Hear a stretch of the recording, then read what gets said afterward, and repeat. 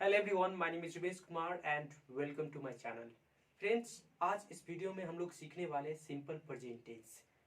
Friends, मैं आपको ये बता दूं कि पिछले वीडियो में भी मैं सिंपल प्रेजेंट टेंस बताया था। मैंने ये बताया था कि सिंपल प्रेजेंट टेंस होता क्या है और टाइप्स ऑफ सेंटेंस बताया था। Positive sentence, negative sentence, interrogative sentence, interrogative plus negative, ये बताया था। और पॉजिटिव सेंटेंस क्या होता है, नेगेटिव सेंटेंस क्या होता है, ये सब मैं बताया था। आज मैं बना के दिखाऊंगा कि पॉजिटिव सेंटेंस को अगर आपको इंग्लिश में ट्रांसलेट करना हो तो आप कैसे करेंगे। तो मैं फिर से एक बार रिपीट कर दे रहा हूं कि सिंपल प्रेजेंट टेंस होता क्या है। तो दोस्तों, मैं आपको बता दूं कि सिंपल प्रेजेंट टेंस दो sentence which indicate the word daily activity, habit और nature comes under simple present tense. It means कि ऐसा काम जो दैनिक दिनचर्या, आदत या स्वभाव का बोध हो, तो ऐसे वाक्य सिंपल प्रेजेंट टेंस के होते हैं। यदि आप हिंदी मीडियम से है तो इतना बस याद रखना है कि जिस हिंदी वाक्य के क्रिया के अंत में ता है, ती है, ते है, ताहो इत्यादि लगा हो तथा वाक्य से यह पता चलता हो कि कार्य दैनिक दिनचर्या, आदत या स्वभाव का बोध हो, तो ऐसे वाक्य सिंपल प्रेजेंट टेंस के होते हैं। ठीक है दोस्तों, पूरा कॉन्सेप्ट समझिए ताकि आपको बोलने, लिखने और समझने में आसानी हो। अब यहाँ पे देखते हैं कि सिंपल प्रेजेंट टेंस को कैसे बनाएंगे। यहाँ पे फर्स्ट सेंटेंस दिया हुआ है कि मैं अंग्रेजी बोलता हूँ। दूसरा सेंटेंस यहाँ पे दिया हुआ है कि वह रोज चाय बनाती है। अब यहाँ पे ये देखना है, अब सेंटेंस को पकड़ना है। किसी भी सेंटेंस को ट्रांसलेट करने के लिए आपको पकड़ में आना चाहिए कि सब्जेक्ट क्या होता है, वर्ब क्या होता है, ऑब्जेक्ट क्या होता है। मैं आपको ये समझाने की कोशिश करता हूँ। दोस्तों, अगर किसी भी सेंटेंस में जो काम करता है वह सब्जेक्ट कहलाता है। तो और जो कौन सा काम होता है, बोलने का, मैं बोलता हूं, ठीक है, तो ये बोल जो काम हो रहा है वो वर्ब कहलाता है। और क्या काम होता है, कौन सा काम हो रहा है, अंग्रेजी बोलने का काम हो रहा है, ये ऑब्जेक्ट कहलाता है। ठीक है दोस्तों, तो यही हिंदी का जो स्ट्रक्चर होता है, पहले सब्जेक्ट होता है, उसके बाद ऑब्जेक्ट होता है और उसके बाद वर्ब होता है। ये हिंदी का स्ट्रक्चर है। जब आप इसको इंग्लिश में ट्रांसलेट करेंगे तो पहले सब्जेक्ट लेंगे, उसके बाद वर्ब लेंगे और उसके बाद ऑब्जेक्ट लेंगे। यहाँ पे तो अगर आप सिंपल प्रेजेंट टेंस की बात करें, यदि आप सिंपल प्रेजेंट टेंस की बात करें तो इसका रूल होता है सब्जेक्ट प्लस वर्ब 1 या वर्ब 5 प्लस ऑब्जेक्ट। ये रूल होता है सिंपल प्रेजेंट टेंस का। लेकिन मैं आपको अलग अलग करके दिखाता हूं ताकि आपको समझने में आसानी हो। एक वर्ब 1 अलग कर दिए और एक वर्ब 5 अलग कर दिए। अब कौन सा सब्जेक्ट वर्ब 5 लेगा और कौन सा सब्जेक्ट वर्ब 1 लेगा, ये मैं आपको समझाने की कोशिश करता हूँ। यहीं पे बच्चा कंफ्यूज करता है। आप गौर कीजिएगा, गौर फरमाइएगा कि कौन सा सब्जेक्ट वर्ब 1 लेगा और कौन सा सब्जेक्ट वर्ब 5 लेगा। तो दोस्तों, आई हो गया, बी हो गया, यू हो गया, दे हो गया और एनी प्लुरल, कोई भी प्लुरल हो गया, तो ये कौन सा वर्ब लेगा, वर्ब 1 लेगा। ठीक है, उसके बाद वर्ब 5 कौन सब्जेक्ट लेगा, ही हो गया, सी हो गया, इट हो गया, नेम हो गया और my friends, my fathers, my mothers, इस तरह से रहेगा। Your friend, your father, your mother, इस तरह से रहेगा। तो कौन सा वर्ब लेगा, वर्ब 5 लेगा। ये चीज हमेशा याद रखिएगा दोस्तों। अब देखिए, जब आपको बनाना हो, जब आप इसको इंग्लिश में ट्रांसलेट करेंगे तो कैसे करेंगे। सबसे पहले यहाँ पे सब्जेक्ट, सब्जेक्ट क्या है, आई, तो यहाँ पे आई ले लिए, आई।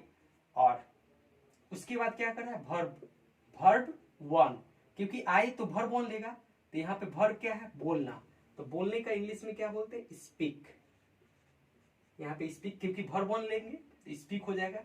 और कौन सा काम हो रहा है, अंग्रेजी। उसके बाद ऑब्जेक्ट कर रहा है ना, तो ऑब्जेक्ट यहाँ पे अंग्रेजी है, तो यहाँ पे इंग्लिश लिख देंगे। ठीक है दोस्तों, तो मैं अंग्रेजी बोलता हूं, आई स्पीक इंग्लिश। जब आप इंग्लिश में ट्रांसलेट करेंगे तो क्या होगा, आई स्पीक इंग्लिश। आप ही याद रखिएगा कि हिंदी का स्ट्रक्चर जो होता है, पहले सब्जेक्ट, उसके बाद ऑब्जेक्ट और उसके बाद वर्ब। लेकिन आप इंग्लिश में ट्रांसलेट करिएगा तो सब्जेक्ट और उसके बाद वर्ब और उसके बाद ऑब्जेक्ट होता है। ठीक है, लेकिन आप सिंपल प्रेजेंट टेंस में वर्ब 1 भी होता है और वर्ब 5 भी होता है।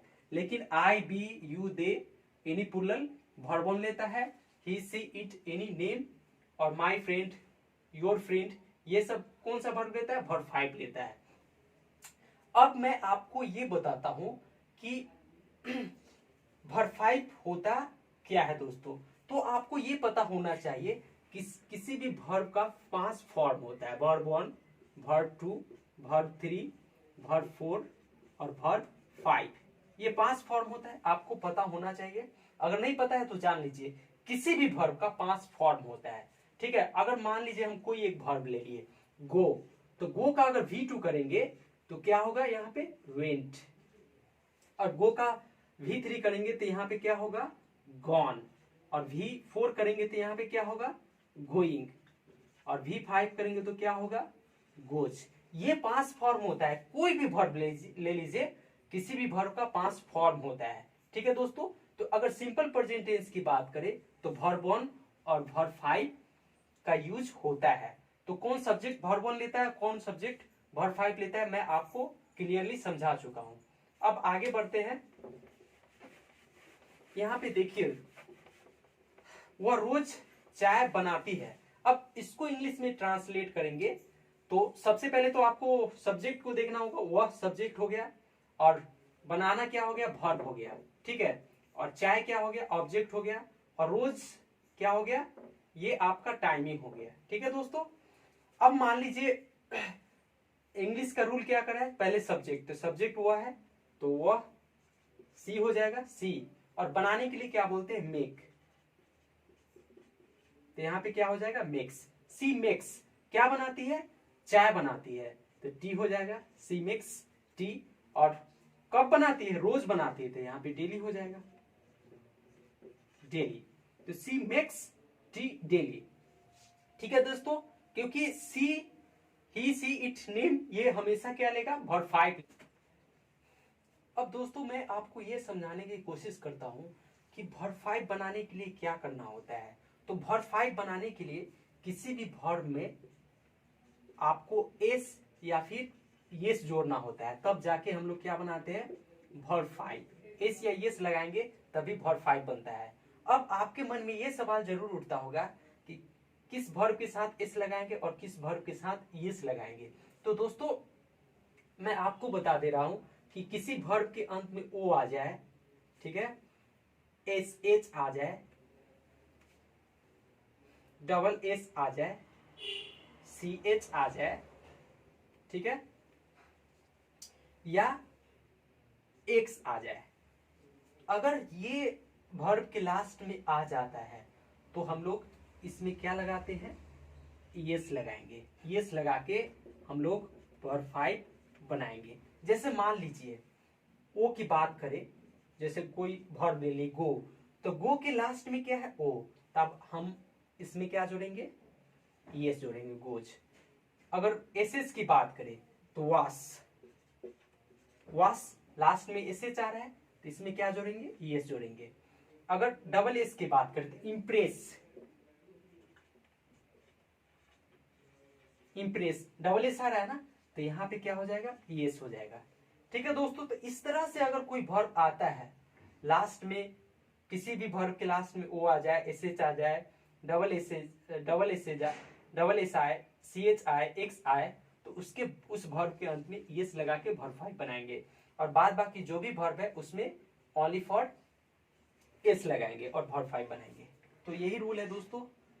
आई होप कि आपको ये समझ में आया होगा दोस्तों, कि सिंपल प्रेजेंट को ट्रांसलेट कैसे करेंगे। मान लीजिए आपको कोई भी सेंटेंस, जैसे मैं रोज स्कूल जाता हूं तो I go to school every day. वह रोज ऑफिस जाती है, तो she goes to office every day. मैं क्रिकेट खेलता हूं, आई प्ले क्रिकेट। वह यहां आता है, ही कम्स हियर। आप बस ये याद रखिएगा कि वर्ब 5 और वर्ब 1 किसके साथ लगाते हैं, बस इसी चीज को ध्यान में रखना है। और इस पे प्रैक्टिस कीजिए। आप जितना ज्यादा प्रैक्टिस करेंगे आप उतना ही ज्यादा फ्लुएंट बोल पाएंगे दोस्तों। तो बस आज के लिए बस इतना ही रहने देते, फिर मिलते हैं नेक्स्ट वीडियो में। Till then take care, keep practising and have fun. Thank you very much.